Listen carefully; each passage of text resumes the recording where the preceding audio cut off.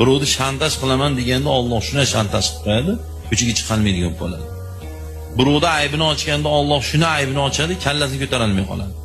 Shuning uchun birovga yomonlikni ravo ko'rmaylik. O'zimizdan nimadadir past tabaqadagi insonni mensimasdan muomala qilmaylik. Sizni mensimaganda yana qayta aytaman, bu masalalarimizga bitta ikkitalari o'zlaricha bir tahlillar qilishibdi. Buna tahlillar biz uchun pista po'cha ham emas, xudo xolasa, kapayka inshaalloh. Sizlarga men inshaalloh o'lgunimcha aytaman, sizni hurmat qilmaganda, sizni mensimaganda baklashgani qoppog'iga ham olmang. Bir tiyinga olmang. Mensimang, qo'lini uchun bersa, qo'lingiz uchun bering. Kamtarlik nima, siniqlik nima, odob nima men juda yaxshi bilaman. Uni o'rnida qiling.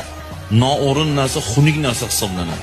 Kamtarlik, siniqlik degan noo'rin, noloyiq odamga qiling, xunuk bu. Chotini kelib chap qo'lni cho'ntagiga tiqib olib, siz bilan